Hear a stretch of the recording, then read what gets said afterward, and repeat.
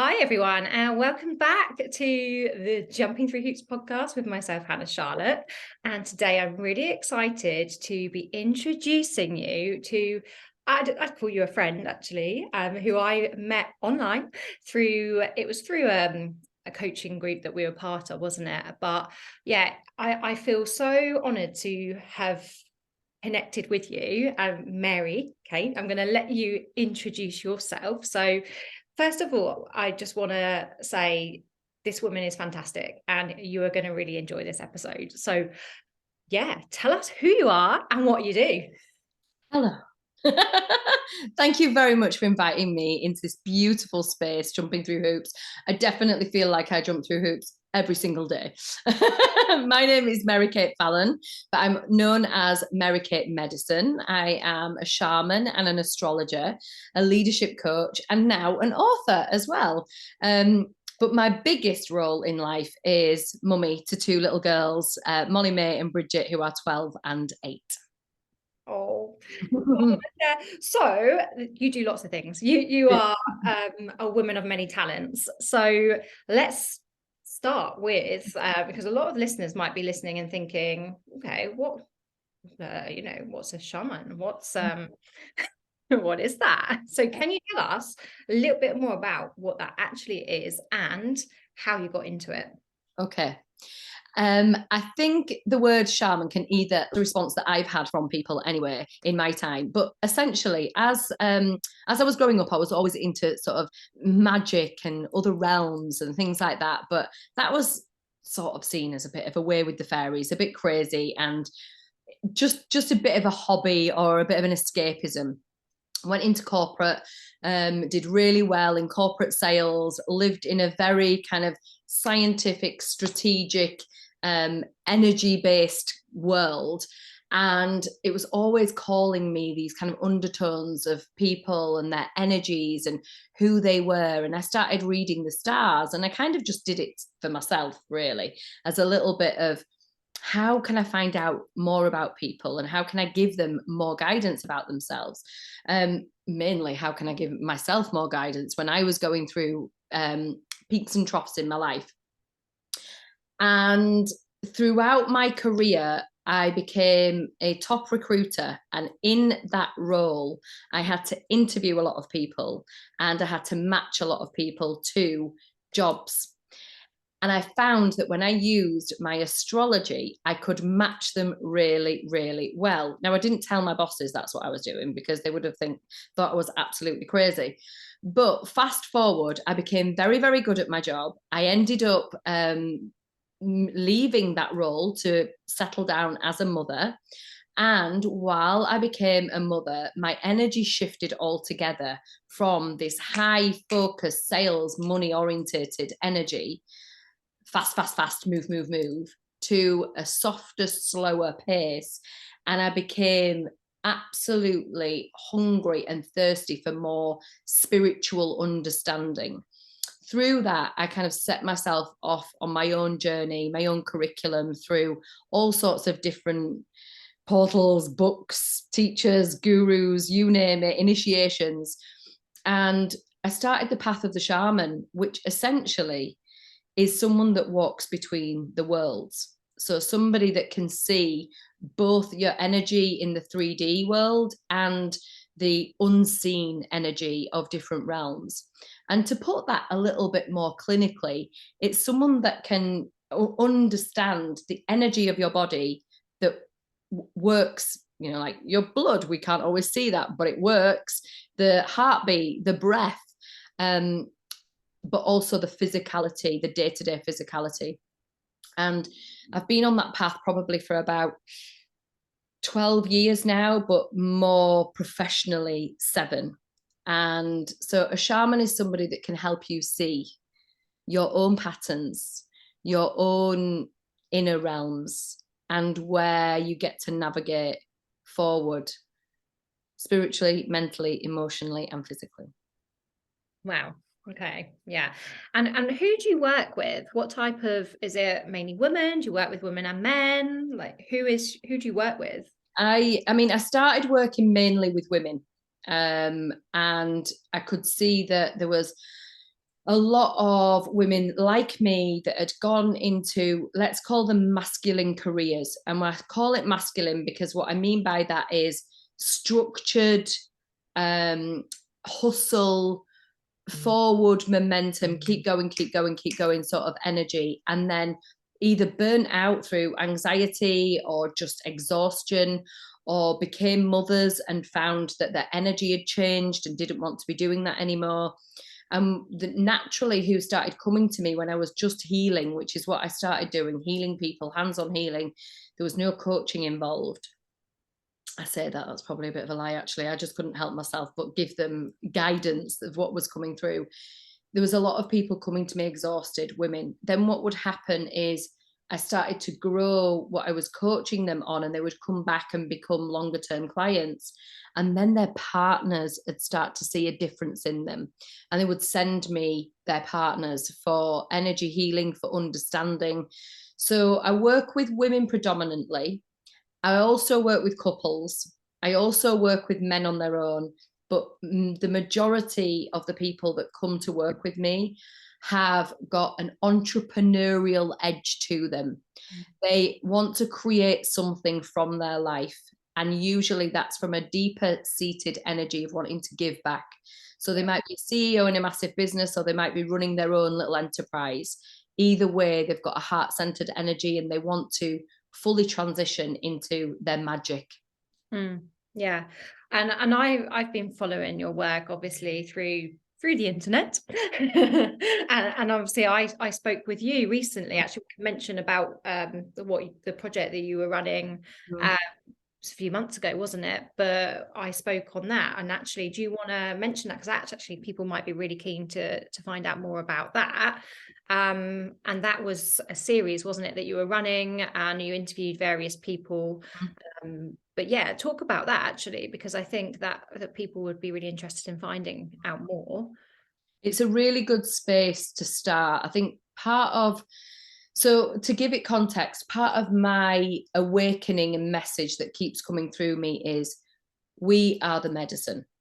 And the medicine being whatever it is that we think the symptoms are in our life, whether it's health, whether it's wealth, whether it's societal, familial, it doesn't matter. The medicine to clear that up is ourselves. And we go deeper into our own understanding of ourselves and our patterns. And from there, what we actually see is that the wounds we've created through, or that we've experienced, should I say, in our lives, actually, when we go deeper into them, we can see there's a wisdom in them. And once we start working with that wisdom that is our own unique, personalized wisdom, we can actually create wealth from those teachings that we've found inside ourselves. So the pillars that I use are wounds to wisdom to wealth. And I decided to speak to a number of industry leaders from different corners of the coaching industry, different perspectives, some very spiritual, some very business orientated, about their journey, so that I could show people in real time, look at this person, whether they knew it or not. They had a wound, they dove into it, they extracted some wisdom, and from that wisdom poured their wealth. And not only their wealth, but the wealth that we then get to give as our medicine to the world. So you can find that at youarethemedicine.com, I think, or it might be on my YouTube channel at some point. We can share it. I can, in the show notes, I'll put a link to it so people can find it, because actually there was some really interesting, I mean, I spoke with you on there, obviously, if anyone wants to listen to it, but you spoke with some really interesting people on there, didn't you, as well? And I think it was a fantastic series. So I think it would be good for people to actually tune into that. Definitely, if people want some more listening of Mary Kate, that's the place to go.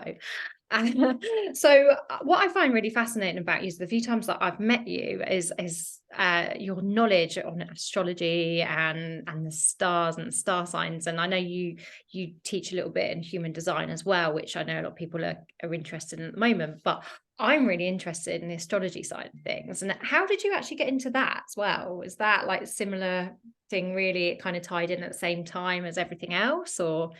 Yeah, I think all of it, when I look back in hindsight, I think all of these strands were working together. But what I was finding, I think I became interested in sharing what I was seeing in the stars on Instagram, maybe about 5 years ago or something like that. And I would write something every day. When we hit the lockdown in the UK 2020, I was already working with corporate businesses as a corporate shaman. And I was really in my infancy around that because I'd been healing, doing a lot of healing hands-on with business owners that probably wouldn't tell people that they were working with a shaman. You know, it was very, very in their infancy that they'd go back and say, this happened, I'm feeling better, more peaceful, let's try it. Anyway, the big C happened, lockdown happened, and all of a sudden there was no access to these big businesses. Everyone was at home. So I picked up my phone and I started sharing on Facebook live what I was seeing in the skies. And it became a phenomenon.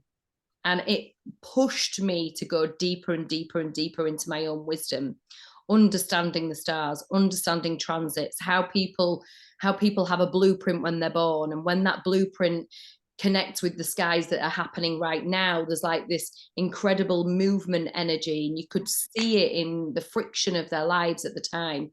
And I think really, although it's always been there, the last 3 years it has sharpened to a point now where I can read it like a book.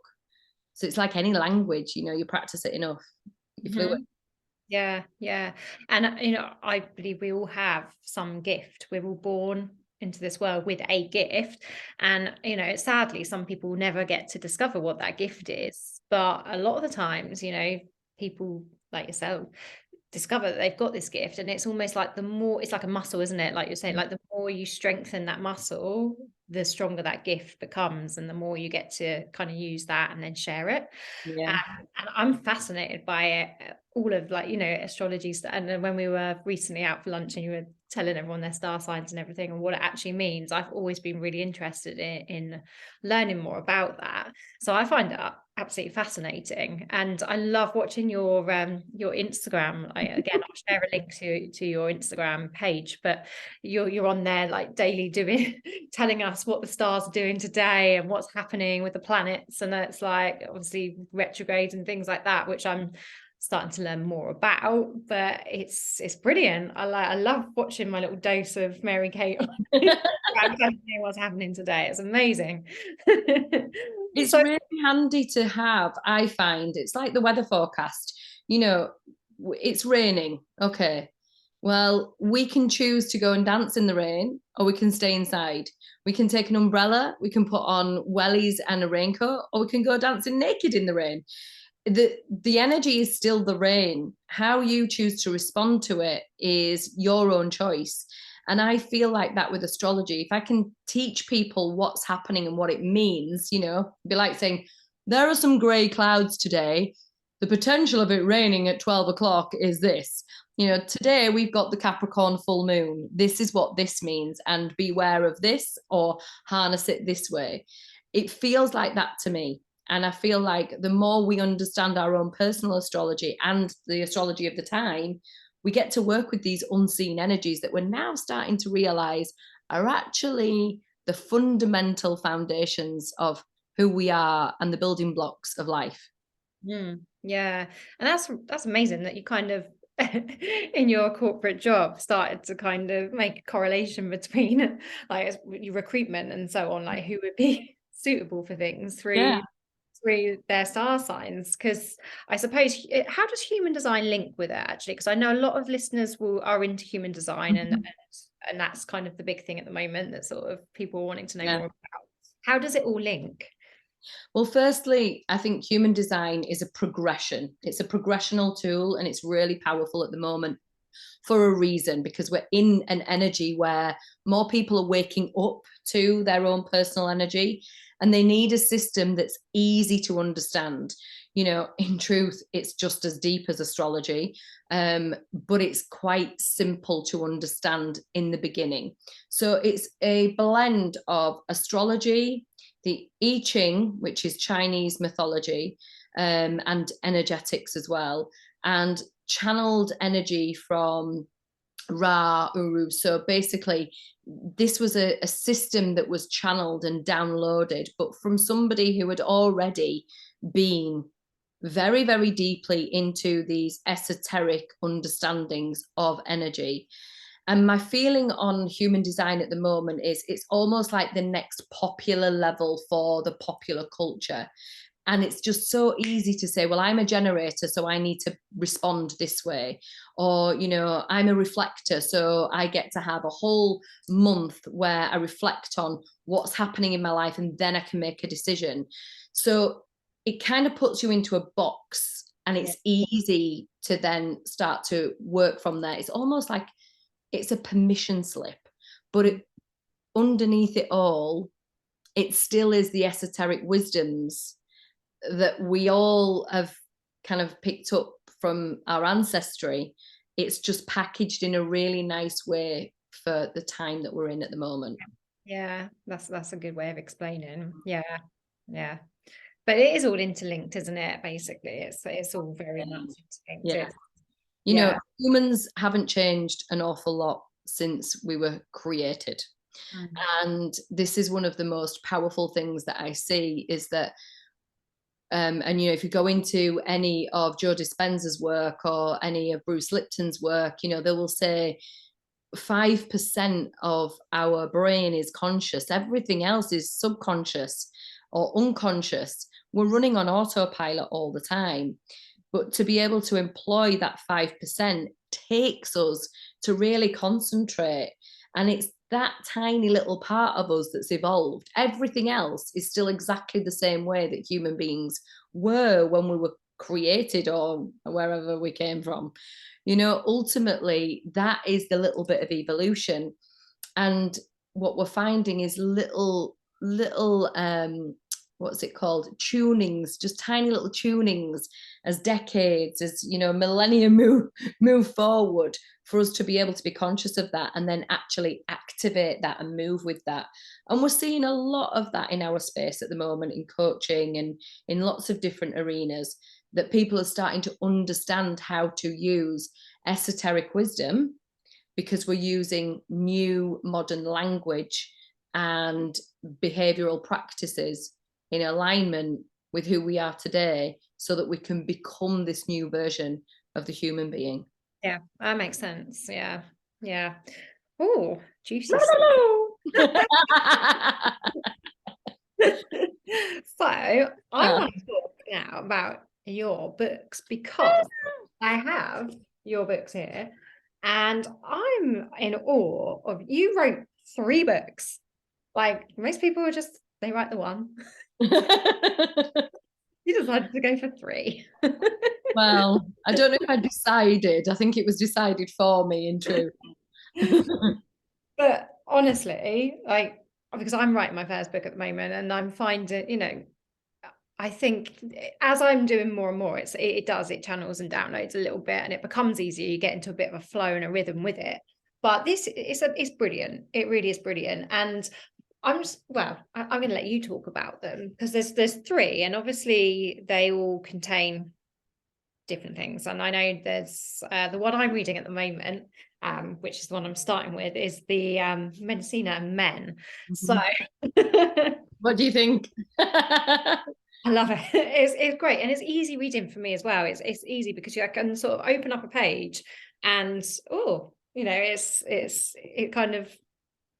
it's very nice, easy reading for me. And let's talk about, like, firstly, why did you decide to write the books? Like, what was it? Was it just like a moment where you thought, I need to put this into writing? Does someone sort of say to you, or you need to be sharing your wisdom with, you know, a wider audience by, you know, in the form of a book? Like, how did it happen?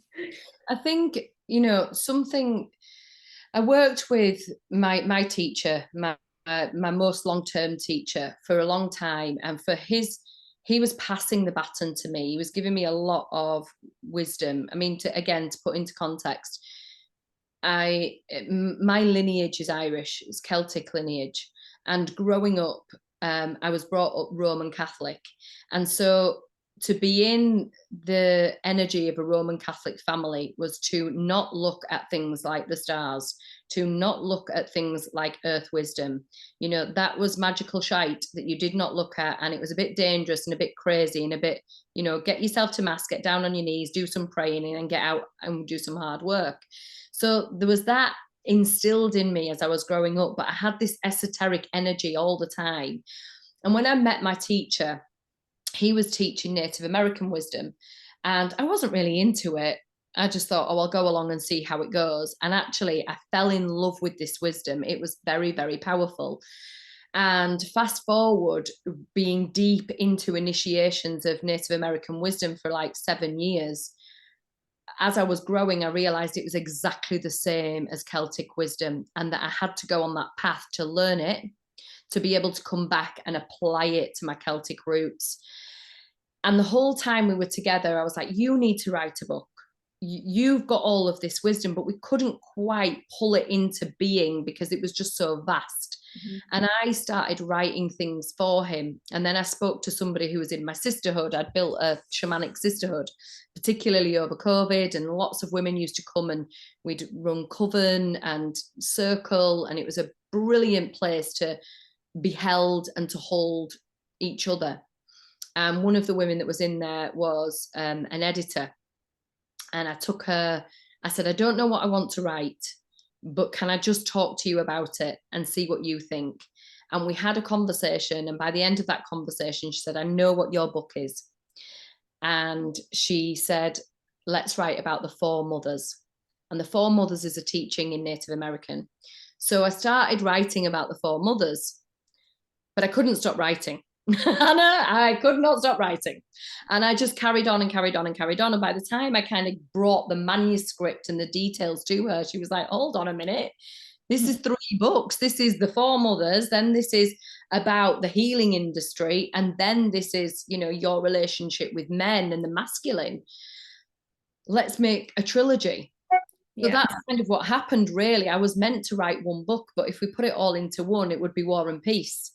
So I ended up birthing triplets, my darling.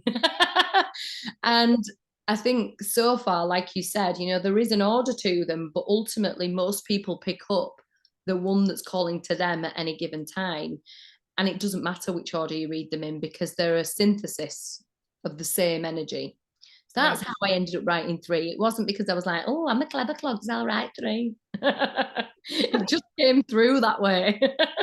Oh, amazing. So how did you find the process? Like, because I know a lot of people I work with are wanting to write books. And I think what people get in their heads about a lot is like, do they have to like put time aside for it? Do they, you know, how it, you know, if you're thinking more of the strategy side of writing, how do you, because you're a mum, you've got kids, you know, you're busy, you're running your own business, like how did you find the time and like the discipline really to see it through? I'm going to give you some secrets because this is really weird, and this happens to me, and I'm sure this happens to you as well, because we are entrepreneurial and creative. So we find gaps in order to fill our desires. And only in the last week, somebody has said to me, I'm writing a book. How have you managed to write 3? And to be truthful, if I look back, I have no idea how I managed to write 3, but there are some pointers that I would share. I very rarely sat down to my computer and opened up a document and started writing. How I found my flow was I would put the kids to bed and I would slip into bed and I would get my notes app. I'd be on the train. I'd be watching a film and an idea would come to me. I'd have a conversation and an idea would come to me. And what would happen is I would start writing, and I might not always finish what I was writing, but I would write and I would leave that note for a time where I had time to myself, and I'd pour a glass of wine, and then I would open my laptop and start looking at what I'd either started, and I'd edit it and I'd be like, oh, that's good, or that doesn't make sense. Or I'd read it back to myself and go, no, I don't believe that anymore. Let me write something different. So that was the first key. I couldn't sit down and just write, and actually it worked better that way for me.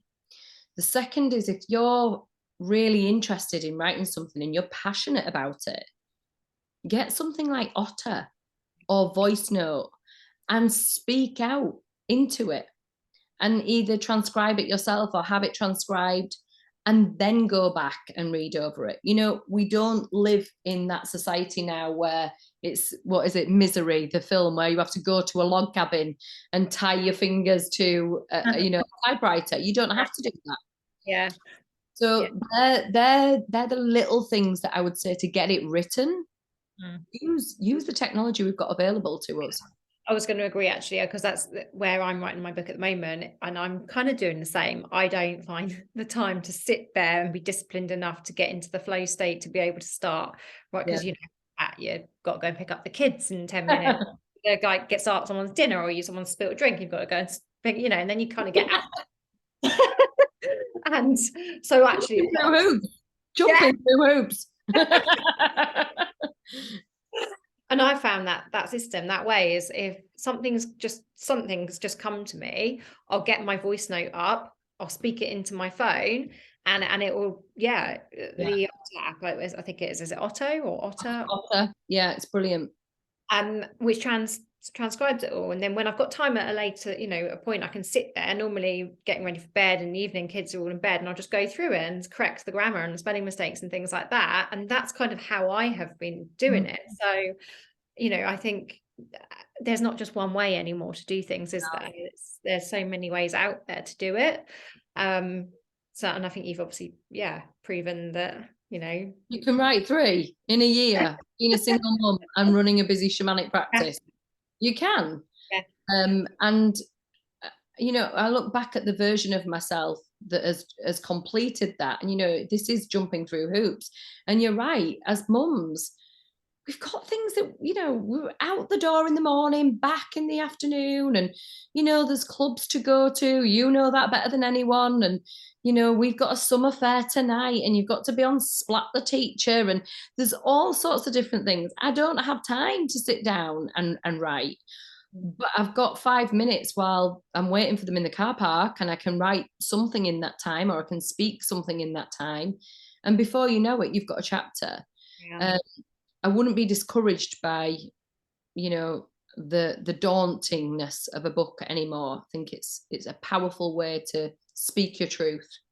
That's true, because if a lot of people who are writing books have got a social media presence, for example, and they're actually writing the books almost like I've said to a lot of my clients, if you actually go back through your social media profile from like the day one to now, you've probably got hundreds of books in there.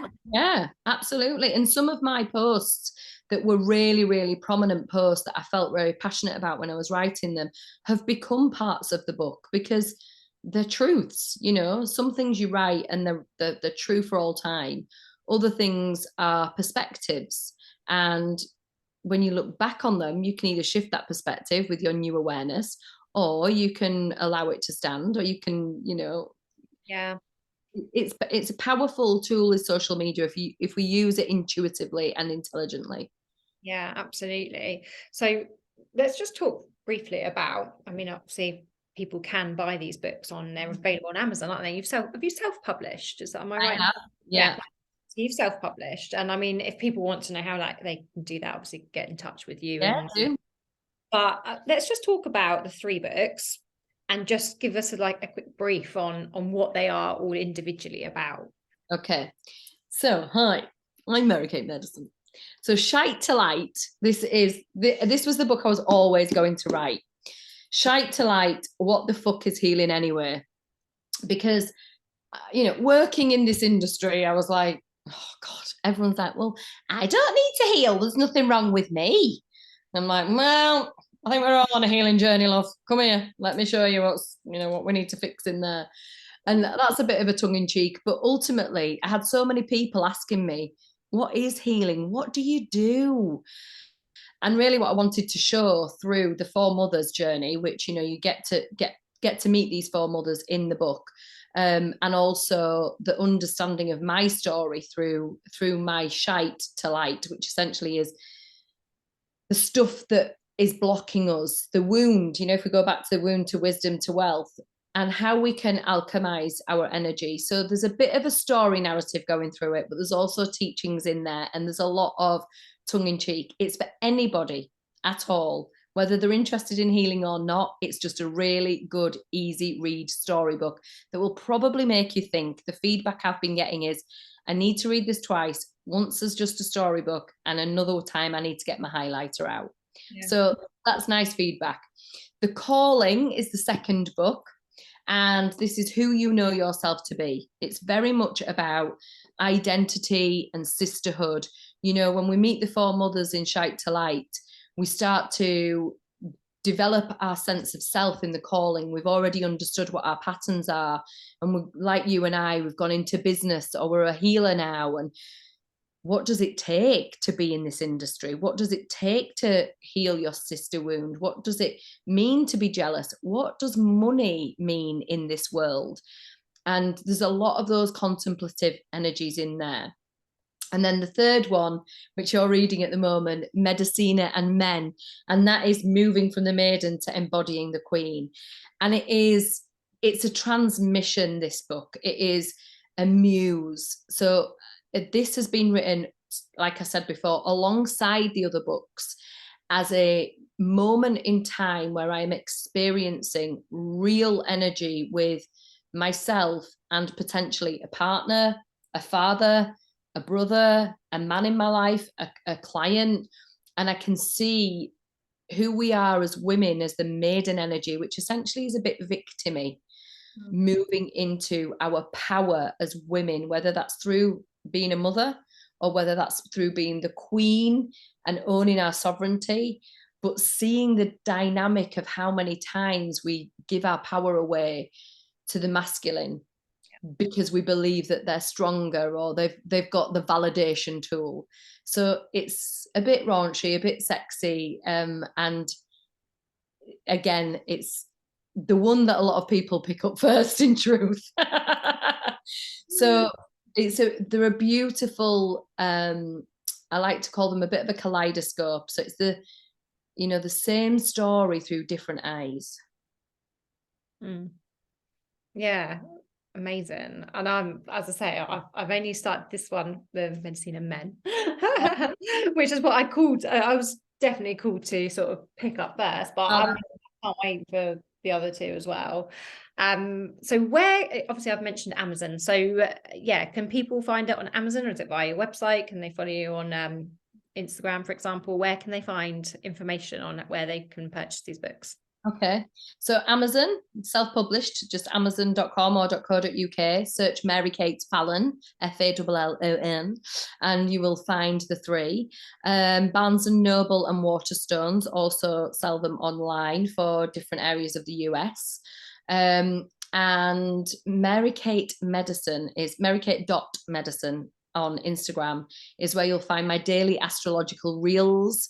Lots of humor in there, lots of coaching, but it's hidden coaching. It's good fun and it makes you think. Yeah, and Facebook, like everyone, we've got a presence everywhere, but they're the main places that hang out.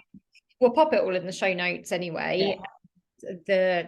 This podcast obviously is going to be available on Spotify, iTunes, or major podcasting platforms, and YouTube. So in both places, we'll have all of the links available. And obviously people can get in touch with me directly if they want to know how they can work with you as well, because you're a fascinating woman and doing wonderful things in this world. And as I say, I'm really happy that we got to connect, and I found friendship with someone as amazing.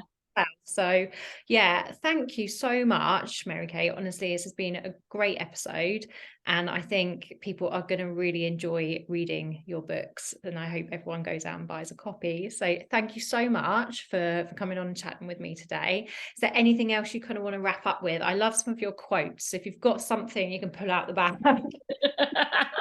Well, first of all, I'd love to say thank you to you, because many of your listeners will already know, but anyone that's coming in through my audience, you are a phenomenal woman.